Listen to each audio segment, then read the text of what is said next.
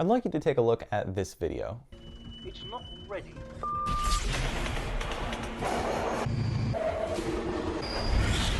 Do you feel a sense of danger and urgency? That's intentional design by the creators, and it's a prime example of director, editor, and composer working together to manipulate your emotions. At the highest level, filmmakers aren't just telling a story. They're using a universal secret language to chemically rewire your brain. Over the course of this video, I'll show you the 3 big techniques that filmmakers use to control your emotions and how they affect the way your brain functions. Fair warning, you may never be able to look at movies the same again. And for any aspiring filmmakers in the audience, use these tricks wisely. Starting off in the editing department, I'd like to introduce you to a man named Lev Kuleshov. Kuleshov was a classically trained artist born in 1899 whose work contributed greatly to modern cinema. His most famous contribution is aptly named the Kuleshov effect, and he demonstrated this effect in a short vignette showing 2 shots at a time. First, the audience would see this shot of soup, and then a clip of a man reacting to it. As you might expect, this man's expression is read as hunger. However, in the next vignette, this shot of a child lying in a coffin appears. Then, you see the man again. Now his expression is one of subtle grief. Did you catch the trick? Kuleshov used the same reaction shot for both of the clips. When a shot is put into context, it gains new meaning, and the audience perceives it differently than it truly is.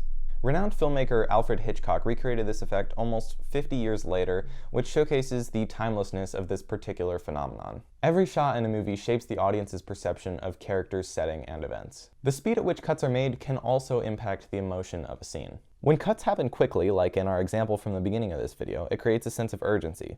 On the opposite side, less cuts can create a different type of tension, such as in this clip from 2001, A Space Odyssey. I honestly think you ought to sit down calmly, take a stress pill, and think things over.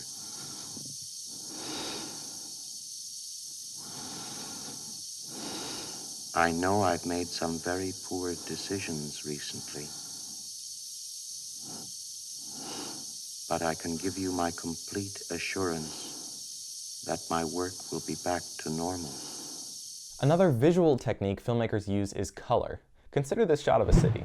Does it seem cold and bleak? How about now?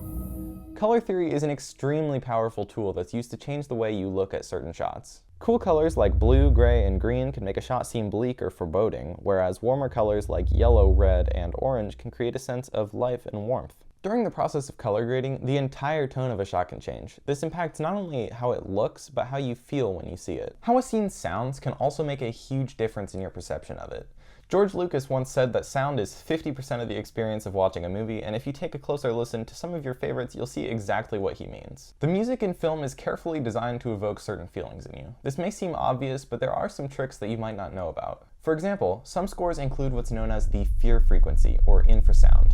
These are sounds with frequencies so low that you can't hear them, but they still create a sense of unease when you're listening to them. Hans Zimmer used extremely low bass frequencies like this in Christopher Nolan's Dunkirk score, and many horror films include similar sounds that can't be heard, only felt. Now this is the interesting part. What's going on in your head when you watch these films is just as fascinating. Specialized brain cells called mirror neurons fire both when you perform an action and when you see it performed. This means that when you see a character cry or grimace, you feel the way that your body believes you would feel if this were actually happening to you. Even more surprisingly, when filmmakers are successful in creating a dramatic, powerful narrative, your brain releases a hormone called oxytocin, sometimes known as the moral molecule.